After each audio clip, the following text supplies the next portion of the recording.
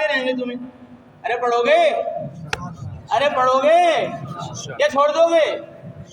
بھائی lock down لگ گیا, چھوڑ دو. دال پتلی ملی, شوربہ پتلا ملا, جی استاد نے بجا دیا, بھاگ جاؤ ادھر سے, جی بھاگ جاؤ گے؟ چھوڑ دو گے پڑھائی؟ نہیں, پڑھائی نہیں چھوڑنی کبھی بھی.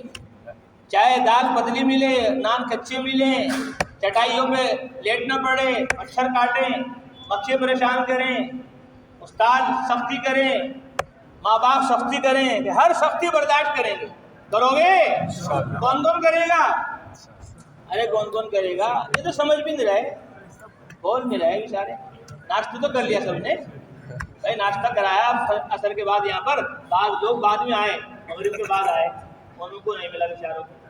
چلو ان کو عشاء کے بعد کرا دیتے, ٹھیک ہے. تو تبلیغ کا مقصد, دعوت کا مقصد وہ علم ہے. وہ کیا ہے بولو جلدی؟ علم ہے. اور اصل وہ علم ہے, اصل وہ ہے تعلیم ہے, اصل پڑھنا پڑھانا ہے. اصل کیا ہے؟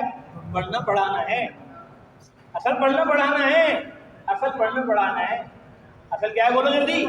پڑھنا پڑھانا ہے. حضرت مولانا مفتی عزیز الرحمان صاحب رحمۃ اللہ علیہ نے حضرت مولانا یوسف صاحب رحمۃ اللہ علیہ سے 1965 میں ان کا انتقال ہوا. اس سے پہلے ان سے فرمایا کہ حضرت بہت دن ہو گئے مجھے پڑھتے پڑھاتے, درس و تدریس میں لگے ہوئے, اب میں اکتا گیا پڑھتے پڑھاتے, اب میرا دل چاہ رہا ہے پڑھنے پڑھانے کو چھوڑ دوں, بس تبلیغ میں لگ جاؤں. اس میں لگ جاؤں, تبلیغ میں لگ جاؤں. حضرت مولانا یوسف صاحب رحمۃ اللہ علیہ سے کہا.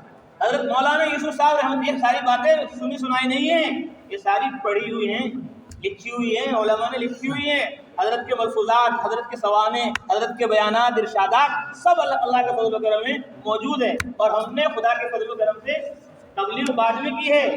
تبلیغ کیا کی ہے؟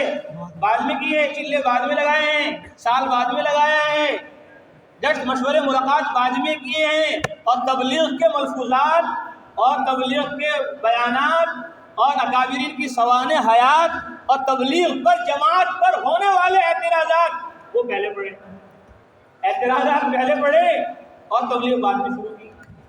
بیانات اور ملفوظات پہلے پڑھے اور تبلیغ بعد میں شروع کی. یہ اللہ کا فضل ہو گیا, کرم ہو گیا.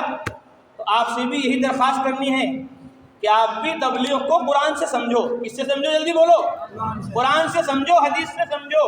تبلیغ کو, دعوت کو حضرت مولانا الیاس صاحب رحمۃ اللہ علیہ کے سوانے سے سمجھو, حضرت مولانا یوسف صاحب رحمۃ اللہ علیہ کے سوانے سے سمجھو, ان کے بیانات, ان کے ارشادات سے سمجھو, ان کے حالات زندگی کو پڑھو, تب تمہیں معلوم ہوگا. وہ سب کے سب مدرسے میں پڑھنے پڑھانے والے تھے. مولانا الیاس صاحب رحمۃ اللہ علیہ کیا تھے؟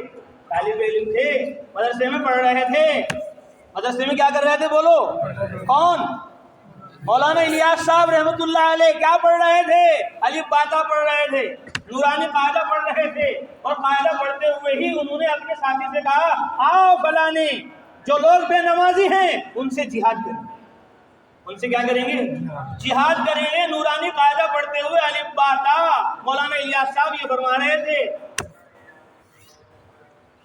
کہ جو لوگ نماز نہیں پڑھتے ان سے جہاد کریں گے, ان پر محنت کر کے ان کو نمازی بنائیں گے. معلوم یہ ہوا تبلیغ کا, دعوت کا شوق بچپن سے ہوتا ہے.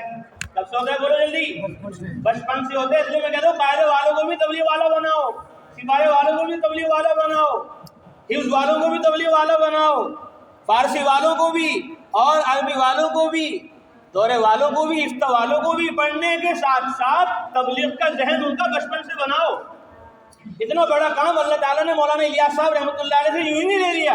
ان کے دل کے اندر ایک درد رکھا, ایک غم رکھا, ایک فکر اور بے چینی رکھی کہ مسلمان ہے آدمی, ایمان والا ہے آدمی, عبداللہ ہے, عبد الرحمان ہے, اور فجر میں نہیں آ رہا ہے, ظہر میں نہیں آ رہا ہے, رکوع نہیں کر رہا ہے, سجدہ نہیں کر رہا ہے, اللہ کا دیا ہوا کھا رہا ہے, پی رہا ہے, اس کی نعمتوں کا شکر نہیں بجا لا رہا ہے. یہ کیسا انسان ہے؟ یہ کیسا مسلمان ہے؟ چلو اس سے جہاد کریں.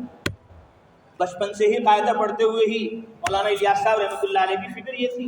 تو وہ مدرسے کے طالب علم تھے, اور پھر اللہ تعالیٰ نے ان کو علم دیا, تو پھر وہ استاد بن گئے. اور پھر یہاں سے پڑھاتے پڑھاتے نظام الدین مرکز کے اندر مدرسہ کاشف العلوم میں پڑھانے چلے گئے. بنگلے والی مسجد میں نظام الدین میں امامت کرنے لگے, اور گشت اور ملاقات کرنے میوات جانے لگے. اور وہاں سے ایک درد و غم فکر تبلیغ کا پیدا ہوا تو انہوں نے جماعتیں پوری دنیا کے اندر پھیلانے پہنچانے کی فکر اور کوششیں ٹھان لی. تو وہ مدرسے میں تھے مولانا یوسف صاحب رحمۃ اللہ علیہ, ان کے بیٹے وہ مدرسے میں تھے, ہر وقت پڑھنے پڑھانے میں کتابوں میں مشغول تھے. ان سے مفتی عزیز الرحمان صاحب نے کہا کہ حضرت بہت دن ہو گئے پڑھتے پڑھاتے, اب میرا دل چاہتا ہے میں کیا کروں, بولو تبلیغ میں لگ جاؤں, میں پڑھنا پڑھانا چھوڑ دوں. حضرت نے فرمایا مفتی صاحب ہمیں تو تبلیغ سے پہلے بھی پڑھانا ہے اور تبلیغ کے بعد بھی پڑھانا ہے. ہمیں